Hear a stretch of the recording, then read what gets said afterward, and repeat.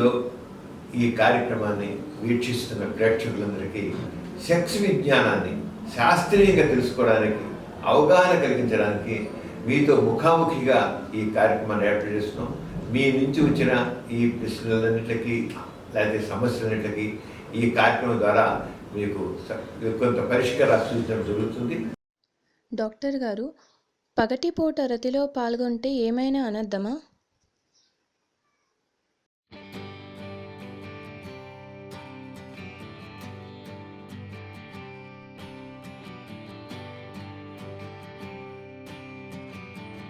Sex పగలైనా పడుకోవచ్చు, రాత్రిన పాల్గొనవచ్చు. పగలు రాత్రి తేడా లేదు. అయితే అందరూ అందరూ పనులు చేసుకుంటారు కనుక పగటి పూట కుదరదు, కానీ రాత్రి పడుకోవడం. అది కాకుండా సెక్స్ అయిపోయాకండి ఒక రకమైన నిద్రపోవాలనే ఫీలింగ్ వస్తుంది. ఎందుకంటే ఎప్పుడైతే సెక్స్లో పాల్గొంటారో బ్రెయిన్లో ఎండార్ఫిన్స్ అనేది రిలీజ్ అవుతాయి. ఎండార్ఫిన్స్ అనేవి ఒక మార్ఫియా లాంటివి, ఒక మత్తు మందు లాంటివి. ఈ ఎండార్ఫిన్స్ ఏం చేస్తాయంటే ఒక నిద్ర చేస్తాయి, హాయిని కలిగిస్తాయి, నిద్ర కలిగి వచ్చేస్తాయి. అంచేత రాత్రిపూట సెక్స్లో పాల్గొంటే అయిపోగానే నిద్రపోతారు. నిద్రపోతే ఉదయం చెట్లు ఫ్రెష్గా. అందుకనే ఎవరైతే రాత్రిపూట సెక్స్లో పాల్గొంటారో ఉదయం లేచిన తర్వాత ఫ్రెష్గా హ్యాపీగా ఉంటారు. ఎందుకని? రాత్రి ఎండార్ఫిన్స్ రిలీజ్ అయినప్పుడు సుఖాన్ని కలిగిస్తాయి, నిద్ర పట్టిస్తాయి. నిద్ర పట్టే శుభ్రంగా ఉంటాడు.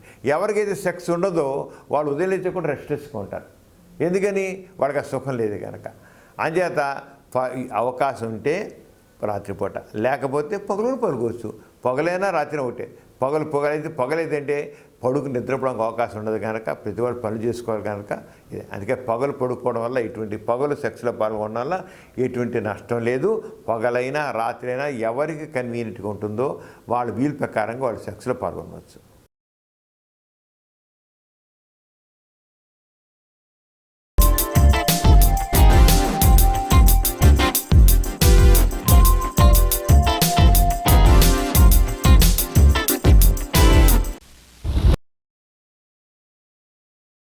Please subscribe for more videos.